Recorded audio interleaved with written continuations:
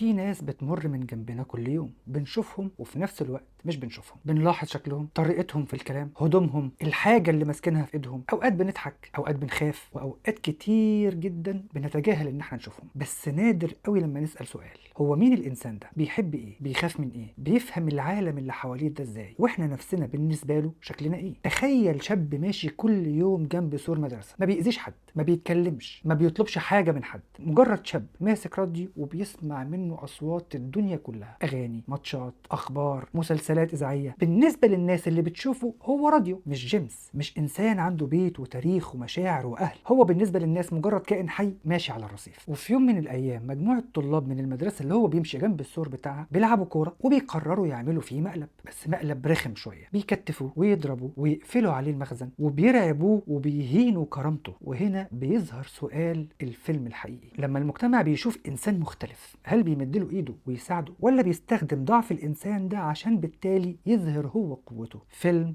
راديو، فيلم وعلم ولا خيال مؤلف؟ احنا في مدينة اسمها أندرسون، وتحديدا في مدرسة اسمها تي ال هانا، وفريق كرة القدم الأمريكية بتاع المدرسة دي هو هوية المدرسة كلها. المدرب بتاع الفريق اسمه هارولد جونز، اللي بيعمل دوره إد هاريس، وده مش مجرد مدرب، هو بني آدم له مكانة قوية جدا. المدينة كلها عارفاه، الطلاب واللاعبين بيسمعوا كلامه وبيحترموه، أولياء الأمور أصدقائه، والمدرسة دايما بتتوقع منه إن هو هيكسب ويفوز. وفي عالم الرياضة بتاع المدارس الأمريكية المدرب مش بيكون مجرد مدرب، مش مجرد ان هو بيشرح الخطه او بيديلهم التعليمات او بيدربهم التدريبات البدنيه، هو بيبقى اكبر من كده بكتير. هو بيكون رمز للانضباط والقوه والرجوله والقياده والمنافسه. وفي وسط الدنيا دي كلها بيظهر راديو، شاب اسمر هادي كلامه قليل، ما بيتكلمش مع حد اصلا، عنده اعاقه ذهنيه وماشي بعربيه شوبينج صغيره، ولا حتى بيحاول يدخل الملعب. هو موجود بس بره الدايره، بره الدايره المجتمعيه بتاعه المدينه كلها. وده في حد ذاته مهم، لان الاقصاء مش دايما ان انت تطرد الشخص بره دايرتك بصوت عالي. ساعات الاقصاء، وده ممكن يكون اشد قسوه، انك تسيبه واقف، لا بتقول له امشي ولا بتقول له ادخل، خليك كده واقف وانت مش شايفه. راديو كان بيعدي جنب التدريب، بيتفرج ساعات، بيسمع الاصوات ساعات. والقصه دي قصه حقيقيه فعلا وحصلت. راديو بيعمل دوره الممثل المعروف كوبا كودينج جونيور، بس راديو ليه اسمه جيمس روبرت كينيدي. في فرق بين ان الانسان يكون موجود في مكان او انه يكون جزء من المكان ده. راديو موجود في المدينه، الناس عارفينه وبيشوفوه كل يوم، لكن هل ده معناه انه منتمي للمدينه دي؟ مش بالضروره. الانتماء في حد ذاته محتاج دعوه، محتاج دور، محتاج يكون ليك دور عشان تبقى منتمي للمجتمع اللي انت فيه، محتاج ناس تسال عنك لما تغيب، محتاج مكان طبيعي ليك من غير ما كل مره تثبت انك تستاهل المكان ده. والاشخاص اللي عندهم اعاقه مش بيبقوا محتاجين بس التعاطف، انت ممكن تتعاطف معاه بس هو يفضل بعيد. لا، منظمه الصحه العالميه بتؤكد ان الاعاقه مش مجرد حاله في جسم او عقل البني ادم، لكنها نتيجه تفاعل بين الحاله الصحيه والحواجز الموجوده في قلب المجتمع، زي المواقف السلبيه وصعوبه الوصول وقله الدعم. يعني السؤال مش بس راديو بيعاني من ايه، السؤال الاهم المدينه والمجتمع والبيئه اصلا بيعملوا معاه ايه ومع اختلافه. نركز في التفاصيل بتاعه الفيلم والموقف اللي تعرض له راديو مع طلبه المدرسه. بعض الطلبه واللاعبين بتوع المدرسه بيتعاملوا مع راديو بسخريه وخوف، وفي بعض الاحيان بأسوأ، مش لان راديو اذاهم، لكن عشان هو مختلف عنهم. والانسان لما يكون صغير وغير ناضج اوقات كتير بيترجم الاختلاف ده كانه يا اما تهديد او نكته يضحك عليها، وفي لحظه قاسيه جدا بيقرروا يربطوه ويحبسوه في مخزن الادوات. المشهد ده مؤسف جدا لانه بيكشف ان المشكله مش في راديو، المشكله الحقيقيه في نظره الناس ليه. هو مش داخل عليهم في خناقه او يضربهم او بعنف، هو حتى مش بينافسهم، لكنهم قرروا يستخدموا ضعفه هو عشان يثبتوا قوتهم. وده بيحصل في الواقع باشكال كتير جدا: طفل مختلف في المدرسه، زميل عنده صعوبه في الكلام، شخص عنده اعاقه ذهنيه، واحد مش بيفهم النكته بسرعه، واحد حركته مختلفه. المجموعه بتبدا تضحك، ثم الضحك يتحول الى عاده، ثم العاده تتحول لتنمر، ثم التنمر يتحول الى نظام صامت. احنا بنهزر، بس الشخص اللي بيتاذي مش بيستلمها كانها هزار، حتى لو بيضحك مع اللي بيهزروا معاه، هو بيستلمها كرساله ان انت مش زينا وان احنا نقدر نعمل فيك اللي احنا عاوزينه. المدرب جونز بيكتشف اللي حصل، وهنا الفيلم بيحطه قدام موقف اخلاقي. هل هيتعامل مع الموقف كانه تصرف طلابي صبياني وهينساه، ولا دي لحظه بتكشف له روح الفريق عامل ازاي حتى ما بينهم وما بين بعض كلاعبين؟ بس لما بيشوف راديو بعد المقلب في حاجه جواه بتتحرك. اولا بيتدخل وبيعاقب اللاعبين، لكن الاهم من من ان هو بيعاقب اللاعبين هو بدأ يتقرب من راديو، بيديله اهتمام، بيسأله عن اسمه وبيحاول يفهمه. وهنا لازم احنا كمان نفهم المدرب جونز هنا مش بينقذ راديو بمعنى ان هو كان من غير قيمة. راديو كان ليه قيمة فعلا، بس جونز بدأ يشوف القيمة بتاعت راديو اللي كانت موجودة فيه من الاول. في فرق من انك تدي الانسان قيمة وانك تعترف اصلا بقيمته. الكرامة مش منحة، الكرامة اصل. اللي بيتغير في الحالة دي هي نظرة الناس لكن مش قيمة البني ادم. راديو كان بيحب اجهزة الراديو ومن هنا جاء اسمه وجاء اللقب بتاعه راديو. تقارير كتير عن القصة الحقيقية بتقول ان لقب راديو ارتبط بعدته في حمل راديو ترانزستور وسماعات قبل ما الناس اصلا تطلق عليه اللقب ده. هو اللقب مش وحش ومش سيء، بس برضه في سؤال، هل اللقب ده قربه من الناس ولا اختصره؟ ساعات المجتمع بيدي الشخص لقب لطيف كده واللقب ده بيساعد ان الناس تتعامل معاه، لكن الخطر ان اللقب بيغطي على الاسم الحقيقي. هو اسمه جيمس روبرت كينيدي مش راديو. لقب راديو جزء من قصته بس مش كل قصته. ما ينفعش ننسى ان ورا اللقب ده في بني ادم كامل، انسان بيحس، بيخاف، بيحب، بيتمنى وبيحلم. هنا نقف وقفه مهمه، احنا مش هنحول راديو لتشخيص، لا، بس ايه هي الاعاقه الذهنيه؟ حسب تعريف الجمعيه الامريكيه للاعاقات الذهنيه والنمائيه هي حاله تتميز بقيود واضحه في الاداء الفكري والسلوك التكيفي وبتظهر خلال فتره النمو. السلوك التكيفي يعني المهارات اليوميه اللي الانسان بيحتاجها عشان يعيش ويتواصل ويتعامل اجتماعيا وعمليا. تمام.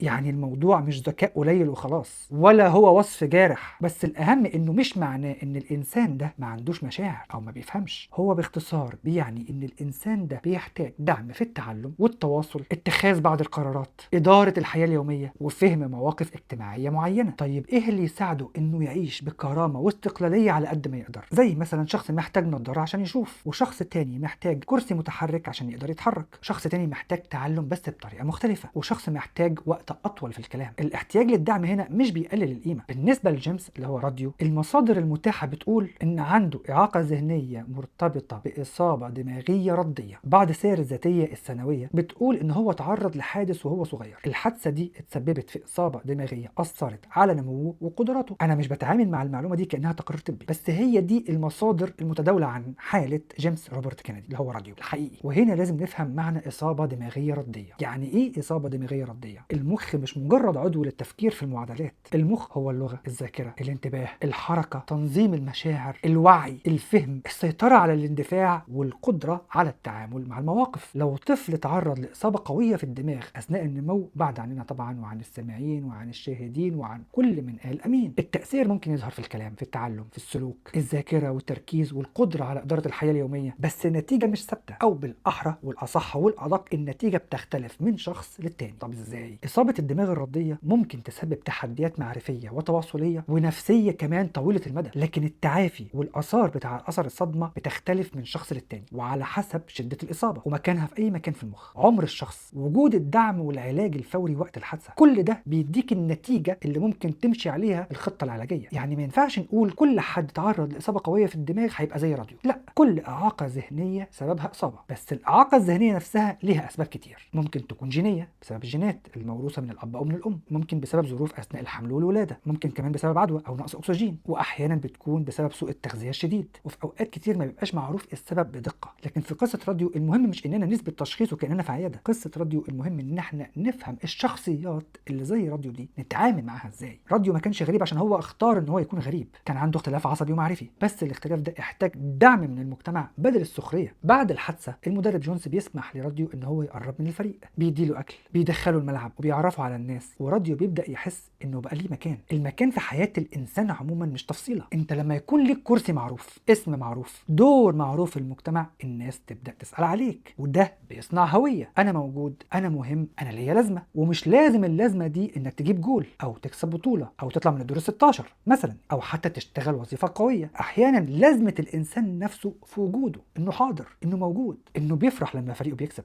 انه بيشجع، انه بيعرف اسماء الناس والناس عارفاه. الانتماء مش مجرد رفاهيه، الانتماء غذاء نفسي. والناس اللي بتتحرم من الانتماء هي مش بتتألم عشان هي وحيده، هي بتتألم عشان شايفه ان الدنيا والعالم والمجتمع مش محتاج لهم. الصوره اللي صورها الفيلم المدرسه تي الهانه كما لو انها مجتمع صغير فيها مدير وطلاب ومدربين واولياء امور وفرق رياضيه، اهالي واصحاب سلطه وناس متعاطفه وناس رافضه وناس خايفه على الصوره العامه وناس مش عايزه وجع دماغ. لما راديو بيدخل المدرسه كل واحد بيكشف عن موقفه، فيه اللي بيشوفوا عبء وفيه اللي بيشوفوا خطر. في ناس بتقول انه هيلهي الطلاب انهم يفوزوا، وفي ناس بتبدا تشوفه انه انسان. وده بالظبط اللي بيحصل في اي محاوله دمج حقيقيه. اول الاعتراضات غالبا بتكون منطقيه جدا، هيعطلنا يا عم، مش هنقدر نتحمل يا عم، واحنا مالنا، ايه الفايده من كل ده يا عم، احنا مش جاهزين للناس دي. بعض الاعتراضات بتكون منطقيه وبتحتاج موارد، لكن بعضها بيخبي خوف اعمق، الخوف من المختلف، الخوف من المسؤوليه، الخوف من تغيير النظام. الاندماج مش انك ترمي شخص كده في المجتمع وتقول له اتفضل اندمج.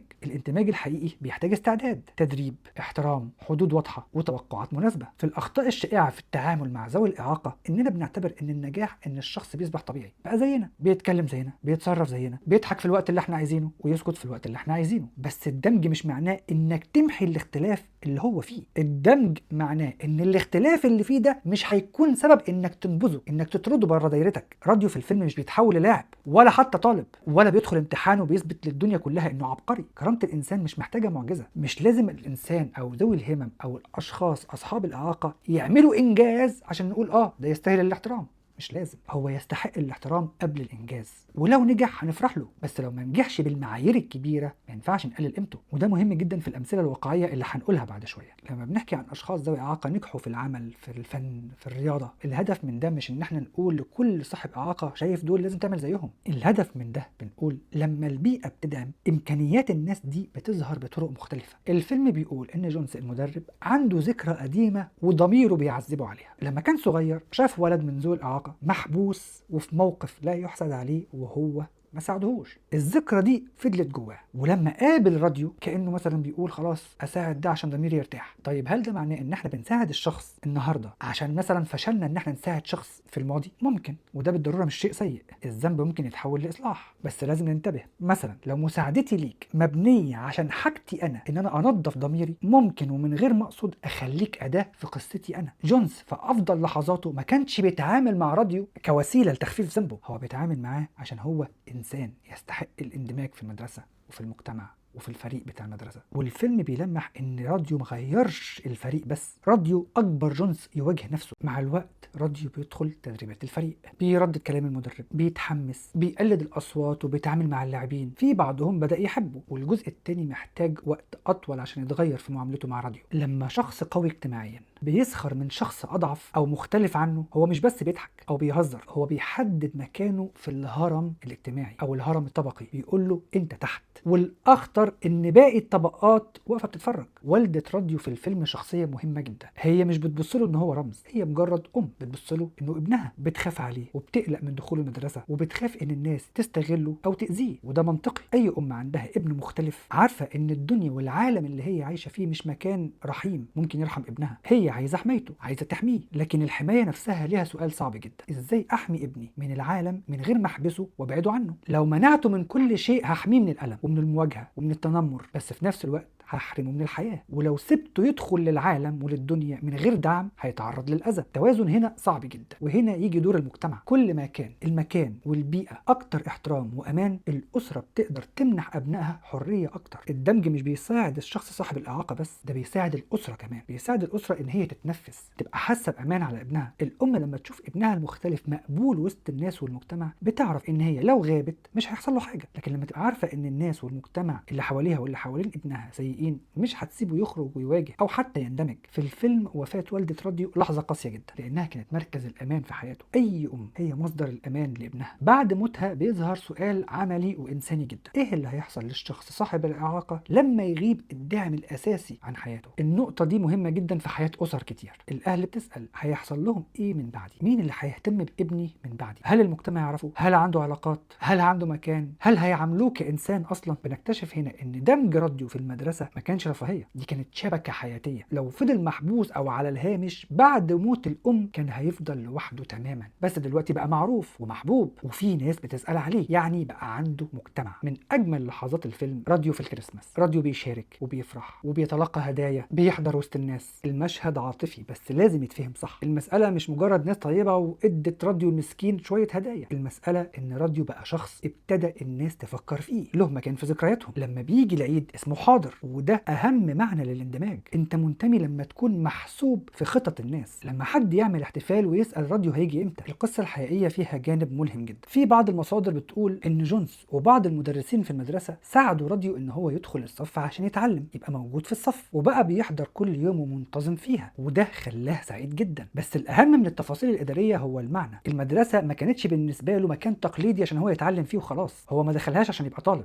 هو دخلها عشان يحس ان ليه دور وسط الناس. وهنا لازم نسال سؤال قوي جدا. انا في حياتي وفي كل المدارس اللي انا دخلتها من الكيجي لحد ما اتخرجت ما صادفش ان انا عندي في الصف حد ذوي همم او صاحب اعاقه، ما صادفتش. عكس بلاد كتير، بالعكس هم بيشركوهم في المجتمع، بيخليهم مندمجين فعلا، وفعلا بينجحوا وبياخدوا جوائز وبيبقوا متقدمين جدا. فبالتالي المهم هنا ان احنا نشوف النظريه دي ونجرب. ليه لا؟ هل مدارسنا ومؤسساتنا قادره تشوف التعليم كانه اكتر من درجه، اكتر من مجرد ان الواحد يقرا كتاب او يعرف يقرا او يعرف يحسب او يعرف يحل معادله؟ التعليم مش بس امتحانات، التعليم حياه اجتماعيه. يتعلم انتظار الدور، يتعلم السلام، يتعلم المشاركه، يتعلم ان اسمه ينادى عليه باحترام، يحس ويشعر انه واحد من المجتمع، انه له زمايل، له اصدقاء، وده بيفرق جدا لذوي الاعاقه. هنا بقى هنخرج شويه من الفيلم ونتكلم عن اشخاص واقعيه بجد ونجحت. ومش لازم حد ذوي اعاقه ينجح زيهم، مش لازم يجري 140 ميل عشان الناس تعترف بيه، لا، احنا بس بنقول وبنوضح البيئه والدعم ممكن يعملوا ايه في ذوي الاعاقه ويوصلوه لفين. اول مثال معانا كريس نيكيتش. كريس شاب عنده متلازمه داون، وفي سنه 2020 اصبح اول شخص عنده متلازمه داون يكمل سباق ايرون مان كامل.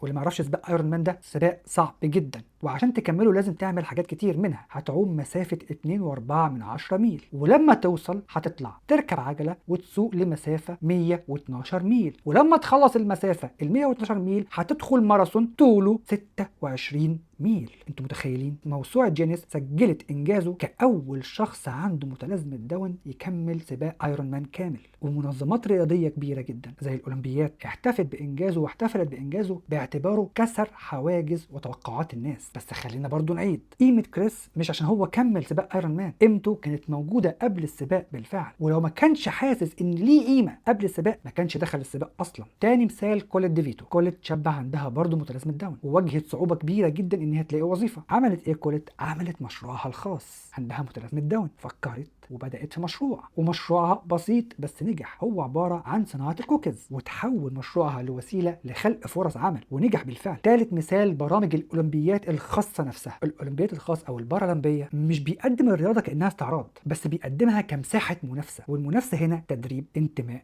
صحه وعلاقات. المنظمه بتعمل مع اشخاص عندهم اعاقات ذهنيه، بتؤكد ان فكره الرياضه بتخلق ثقه ومهارات اجتماعيه وفرص للمشاركه، وده بيقربنا من راديو. الفريق في الفيلم ما كانش مجرد رياضه، كان باب اجتماعي. الملعب كان لغه. لما يبقى صعب على شخص التواصل بالطريقه المعتاده، ممكن الرياضه والموسيقى والعمل اليدوي والروتين اليومي او الهوايات عموما تبقى هي اللغه، لغه التواصل. في نقطه مهمه جدا او خطا شائع بيقع فيه بعض الناس في التعامل مع ذوي الاعاقه، ان احنا بنتعامل مع الشخص صاحب الاعاقه كانه طفل. راديو في الفيلم عنده بساطه وطيبه وبراءه وصعوبه في الكلام، بس ده مش معناه ان هو طفل، هو رجل كبير بالغ له احترام الرجل البالغ. صحيح بيحتاج دعم، واوقات كتير بعض استجاباته ممكن تكون طفوليه بالنسبه لنا، لكن اللغه اللي احنا بنتعامل معاه بيها بنتعامل بصيغه الرجل البالغ، مش بصيغه الطفل الصغير. مش طفل في جسم راجل، هو راجل عنده اعاقه ذهنيه، عنده ارتباطه بالمدينه، عنده حضوره، وعنده حياه كامله. فالتعامل معاه كطفل ممكن يبدو حنيه، بس في نفس الوقت ممكن يتحول لسيطره. الاحترام هنا تحديدا وفي النقطه دي معناه ان احنا نشوف الدعم من غير ما نسلبه سنه ولا كرامته. مع مرور الاحداث في الفيلم بيبدا الناس تتعود على راديو، بيدخل المدرسه وبيحضر المباريات، بيساعد، بيشجع، وبيبقى وجه معروف للناس كلها. التغير هنا جه تدريجي، وده منطقي وواقعي وحقيقي جدا. في البدايه الناس تقول هو هنا ليه، وبعد كده ترجع تقول هو لسه هنا، وبعد كده تقول هو راديو فين. ودي اجمل مراحل الاندماج. هنا برضو في وقفه لازم نقف عندها، هنقول ماذا لو. هنفترض وده وارد